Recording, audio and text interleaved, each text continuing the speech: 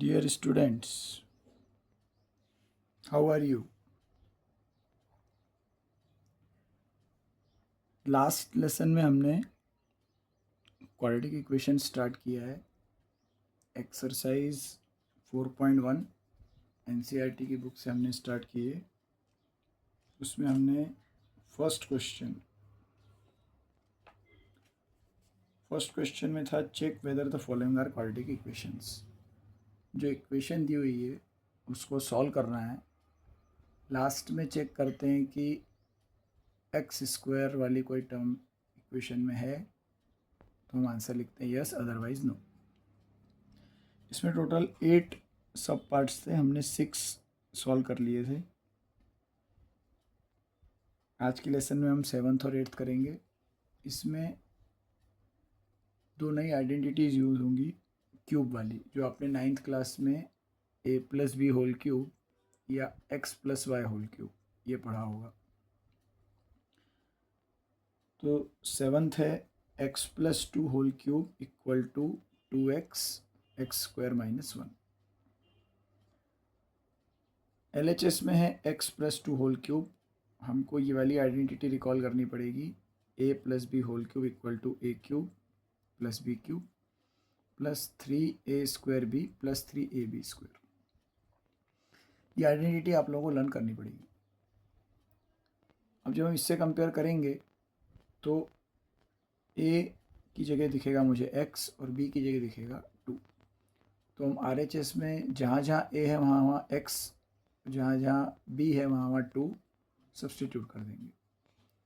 तो a cube की जगह मुझे मिलेगा x क्यूब, b क्यूब की जगह मिलेगा 2 cube plus 3a square b। तो मैं लिखूँगा x स्क्वायर इंटू 2। सो ये बन जाएगा 3 into x square into 2। The last term is 3ab square. यहाँ पर मैं लिखूँगा 3 इंटू एक्स इंटू 2 स्क्वायर। ये हमारा LHS हो गया। RHS में सिर्फ ब्रैकेट ओपन करना है। 2x इंटू एक्स स्क्वायर मुझे मिलेगा 2x क्यूब और 2x इंटू माइनस 1 मुझे मिलेगा माइनस 2x। तो सबसे फर्स्ट स्टेप में LHS में हम a plus B whole cube की आइडेंटिटी से एक्सपांड करेंगे और RHS में ब्रैकेट ओपन करके सिर्फ मल्टीप्लाई करेंगे। Next x cube as it is x cube, 2 cube will become 8, 2 का क्यूब 8 होता है। देन 3 2 ज़ा 6 एक्स स्क्वायर और लास्ट टर्म में यहाँ पर स्क्वायर 2 के ऊपर है। 2 का स्क्वायर होगा 4, 4 3 ज़ा 12, तो ये हो जाएगा 12x। तो नेक्स्ट स्टेप में हमने इसको सॉल्व कर लिया। ये बन गया x cube plus 8 plus 6 x square plus 12x। अब क्या करेंगे, RHS की ये दोनों टर्म्स को हम LHS में लेके आएंगे। ये इधर आके हो जाएगा माइनस 2x क्यूब और 2x निगेटिव था वो हो जाएगा प्लस, RHS में कुछ नहीं बचेगा, इक्वल टू 0। अब एक्स क्यूब पॉजिटिव और 2x cube negative, like terms को हम सॉल्व करेंगे तो मुझे मिलेगा निगेटिव एक्स क्यूब। 2 बड़ा नंबर है, उसको निगेटिव है तो साइन निगेटिव आएगा। एक्स स्क्वायर वाली एक ही टर्म है 6x स्क्वायर। अब x वाली में मुझे दो टर्म दिख रही है 12x और 2x और दोनों पॉजिटिव हैं, तो 12 प्लस 2 14x। तो सबसे पहली टर्म बनी माइनस एक्स क्यूब, फिर बना 6x स्क्वायर, फिर बना 14x और लास्ट में हम लिखते हैं कांस्टेंट टर्म इक्वल टू 0। यहाँ पर मुझे एक्स क्यूब वाली एक टर्म मिल रही है। तो क्वेश्चन ये है कि whether this is a quadratic equation or not, so my answer will be no, it is not a quadratic equation। उसमें 2 से बड़ी पावर वाली भी कोई टर्म नहीं होनी चाहिए। नेक्स्ट, द लास्ट सब part of this first question, it is x cube minus 4x square minus x plus 1। ये LHS में दिया हुआ है। RHS में है x माइनस 2 होल क्यूब। यहाँ पर था हमारे पास x प्लस 2 होल क्यूब, यहाँ पर है x माइनस 2 होल क्यूब, दोनों सेम टू सेम दिए हुए हैं। यहाँ पर हमने आइडेंटिटी यूज़ की थी a plus B whole cube, अब हम यूज़ करेंगे a minus B whole cube. ये दोनों आइडेंटिटी में बहुत कम डिफरेंस है। जो ये हमारा a क्यूब के बाद b क्यूब आता है, एक b क्यूब निगेटिव हो जाता है और एक 3a स्क्वायर भी निगेटिव हो जाता है। ये दोनों टर्म निगेटिव हो जाती हैं बस।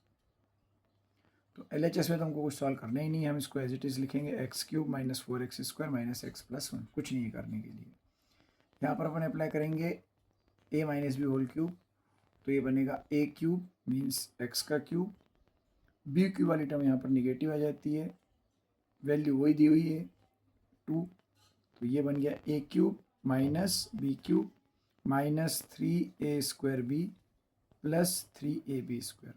लास्ट टर्म जो 3ab² है वो यहाँ भी पॉजिटिव ही मिलती है, सिर्फ बीच की दो टर्म बी क्यूब वाली टर्म और 3a² b वाली टर्म, ये दोनों टर्म निगेटिव हो जाती है। इतना सा डिफरेंस है प्लस वाली आइडेंटिटी में और a माइनस बी क्यूब में।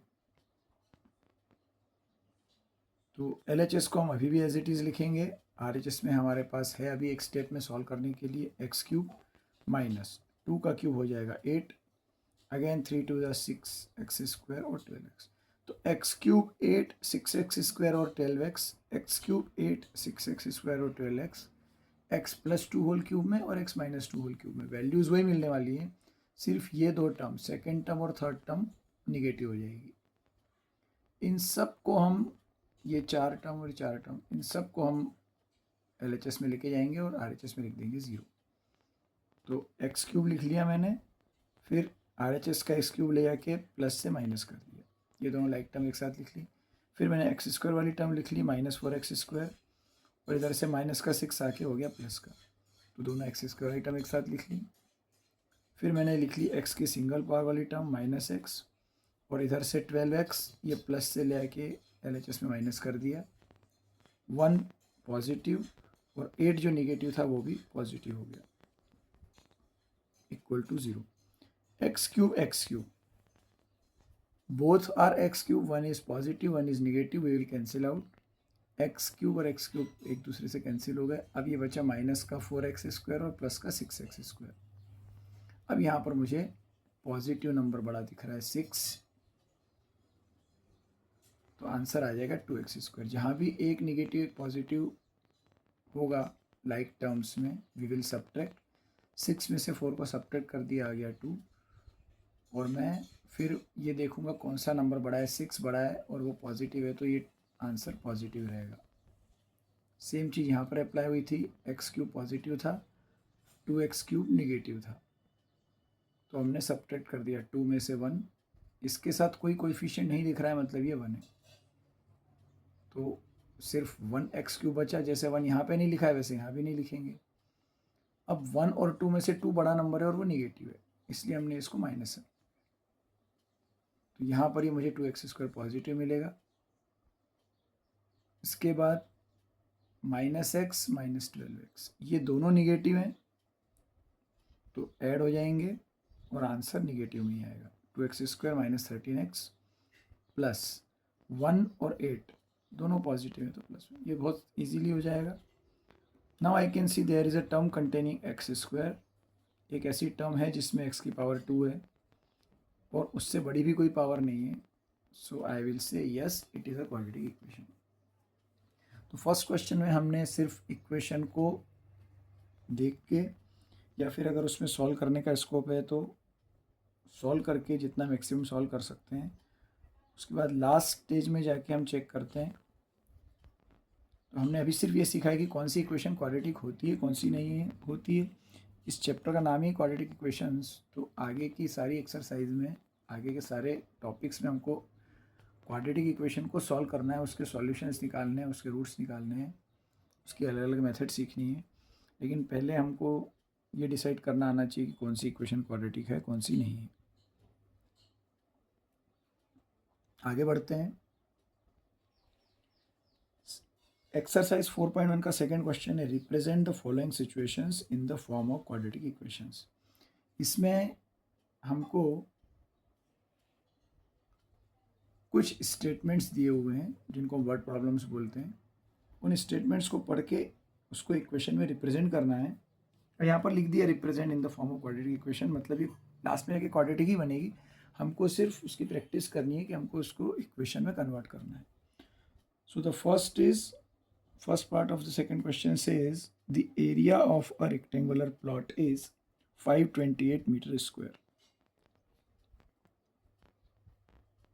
मुझे एक इन्फॉर्मेशन दी है कि एक रेक्टेंगुलर प्लॉट है, एक प्लॉट है जिसका शेप रेक्टेंगुलर है और उसका एरिया 528 है। अभी हमको सबको अच्छे से पता है कि एरिया ऑफ रेक्टेंगल का फार्मूला होता है लेंथ इंटू ब्रेड्थ। उसके आगे दिया है length of the plot in metres is 1 more than twice its breadth. इसको थोड़ा ढंग से समझना है। Length is 1 more than twice the breadth. जो ब्रेड्थ है उसका ट्वाइस मतलब डबल करना है और 1 मोर के लिए उसमें प्लस करना है। विड्थ को डबल करूँगा और उसमें 1 प्लस करूँगा तब वो लेंथ के इक्वल आएगा। इतनी इन्फॉर्मेशन से हमको एक क्वाड्रेटिक इक्वेशन बनानी है। किस चीज़ के लिए? लास्ट में दिया है we need to find the length and breadth. मुझे एक ऐसी इक्वेशन बनानी है जिससे मुझे लेंथ और विड्थ उस इक्वेशन को सॉल्व करने के बाद पता चल सके। हमको पता है रेक्टेंगल में लेंथ और ब्रेड्थ में से जो छोटा डायमेंशन होता है उसको अपन ब्रेड्थ बोलते हैं। तो हमने मान लिया let the breadth of rectangle भी x। हमने इसमें ब्रेड्थ को x मान लिया। तो क्वेश्चन के हिसाब से लेंथ क्या हो जाएगी? हमको दिया है 1 मोर देन ट्वाइस। तो ब्रेड्थ का ट्वाइस मतलब मैं उसको 2 से मल्टीप्लाई कर दूंगा, ये ट्वाइस हो गया, और 1 मोर के लिए इसमें 1 प्लस कर दूंगा। तो अगर ब्रेड्थ को मैं x से रिप्रेजेंट करता हूँ तो लेंथ मेरे लिए बन जाएगी 2x प्लस 1। तो ये दोनों डायमेंशन हो गए, ये लेंथ हो गई और ये x हो गई ब्रेड्थ। अब हमको इस क्वेश्चन में एरिया दिया है, एरिया इक्वल टू 528। ये 528 मीटर स्क्वायर में दिया था, इसलिए हमने विड्थ को भी x मीटर में माना है और ये जो बनेगा 2x प्लस 1 ये भी मीटर में आएगा। तो एरिया का मैंने फार्मूला पुट कर दिया, length into breadth equal to 528। अब लेंथ की जगह लेंथ का एक्सप्रेशन पुट कर दिया जो कि आया था 2x प्लस 1। ब्रेड्थ की जगह x पुट कर दिया जो कि हमने माना था। तो ये बन गया 2x प्लस 1 इंटू एक्स। यहाँ पर एक चीज़ का ध्यान रखना है, 2x प्लस 1 ये बाइनोमियल, इसमें 2 टर्म्स आ रही हैं तो इसको ब्रैकेट में रखेंगे क्योंकि यहाँ पर x का मल्टीप्लाई करना है। Now we multiply this x का 2x में करूँगा तो बनेगा 2x स्क्वायर और x का 1 में करूँगा तो बनेगा x। और इस 528 को मैं RHS से LHS में लेके आऊँगा तो ये इक्वेशन मेरे लिए बन जाएगी 2x square plus x minus 528 equal to 0। तो ये इक्वेशन बनी। इस इक्वेशन को सॉल्व करके वैल्यू आएगी x की, मतलब ब्रेड्थ की, और उस x की वैल्यू को जब हम इस एक्सप्रेशन में पुट कर देंगे तो पता चल जाएगा लेंथ। तो जो क्वेश्चन के लास्ट में था we need to find the length and breadth, तो उसके लिए हमने ब्रेड्थ को x मान के x के लिए इक्वेशन बना ली। इससे हमको ब्रेड्थ भी पता चल जाएगी और लेंथ भी पता चल जाएगी। Next, the second part of this equation, this question number 2 says product of two consecutive positive integers। दो consecutive positive integers का प्रोडक्ट है 306। अब इसमें 2-3 टर्म्स आई। इंटीजर्स हमको पता है पॉजिटिव भी होते हैं नेगेटिव भी होते हैं, लेकिन हमको पॉजिटिव दिया हुआ है इसमें। और कंसेक्यूटिव का मतलब जो एक के बाद एक आते हैं, लाइक 7 and 8, 13 and 14, 19 and 20, कोई भी दो, या 20 और 21। तो ऐसे दो इंटीजर्स जो कंसेक्यूटिव हों उनका प्रोडक्ट आता है 306।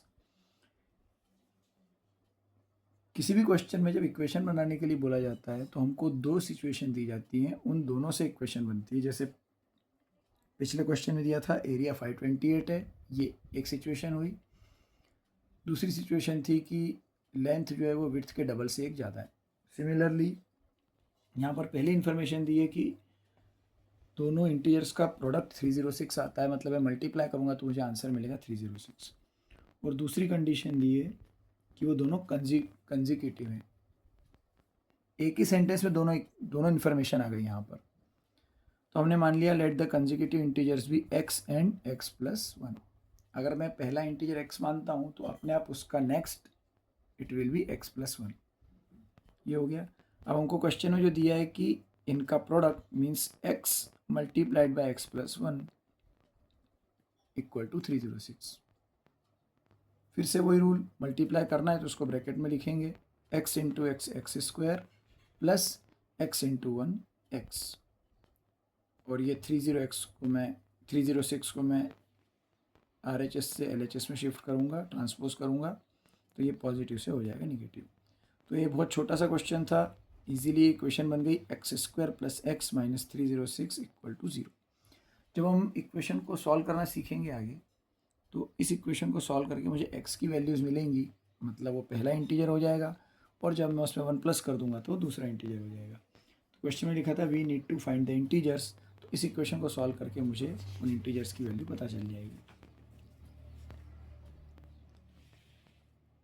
Next,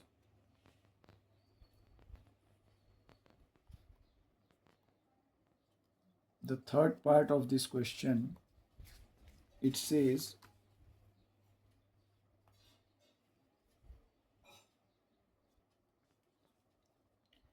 Radha's mother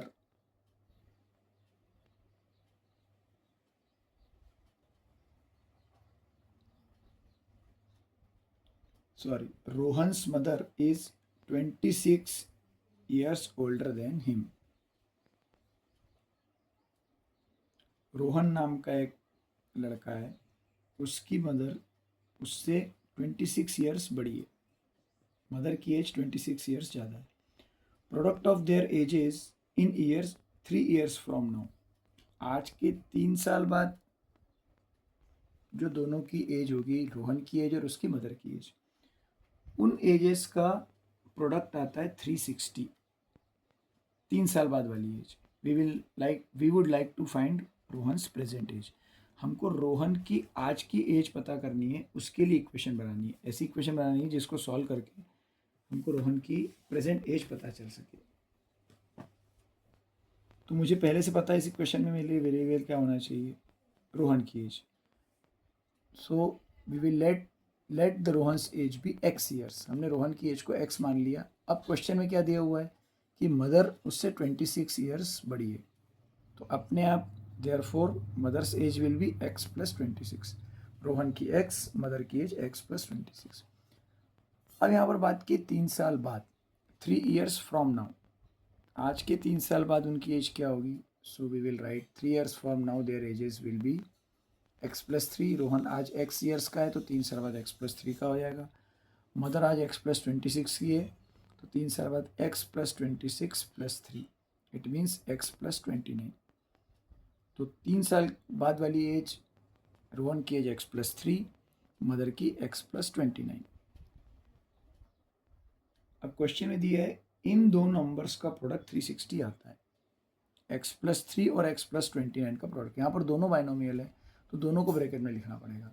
x plus 3 into x plus 29, इनके बीच में मल्टीप्लाई का साइन है। This product is given 360।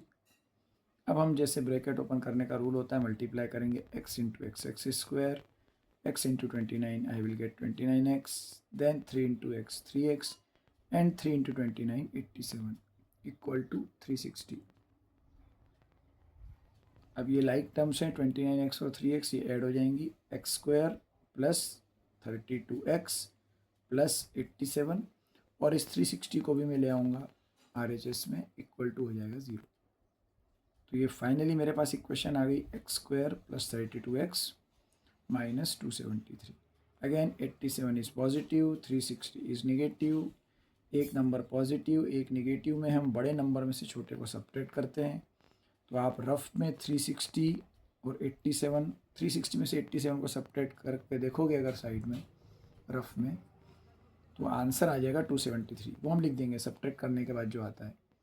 अब साइन लगाते टाइम हम ध्यान रखेंगे कि दोनों में से बड़ा नंबर 360 और वो निगेटिव है, तो हम इस 273 के आगे साइन लगाएंगे निगेटिव। इस प्रोसीजर से करेंगे तो कभी भी प्लस माइनस की मिस्टेक नहीं होगी। तो मुझे ये इक्वेशन मिल गई, x square plus 32x minus 273 equal to 0। इसमें दिया था we would like to find Rohan's present age. ये जो x है ये हमने रोहन की एज ही मानी थी, तो इस इक्वेशन को सॉल्व करके जो भी x की वैल्यूज आएंगी वहाँ से मुझे रोहन की एज पता चल जाएगी। अगर मदर की एज निकालनी है तो उसमें मैं 26 प्लस कर दूंगा। तो हमने इस लेसन में फर्स्ट क्वेश्चन के 2 पार्ट किए, 7th और 8th, और सेकंड क्वेश्चन के फर्स्ट सेकंड थर्ड 3 पार्ट हमने डिस्कस कर लिए, हमने इक्वेशन बनाना सीख लिया है। नेक्स्ट लेसन में हम इस एक्सरसाइज का सबसे लास्ट क्वेश्चन, उसको अभी इस लेसन में नहीं कवर कर रहे हैं। ऑलरेडी ये लेसन काफ़ी लंबा हो गया है, 20 मिनट्स के आसपास हो गया है। और अगला लास्ट पार्ट थोड़ा सा फ्रेश मूड में स्टार्टिंग से अच्छे से समझना है, इसलिए इसको अपन इस लेसन को अपन यहीं एंड करते हैं। मिलते हैं नेक्स्ट लेसन में। Thank you.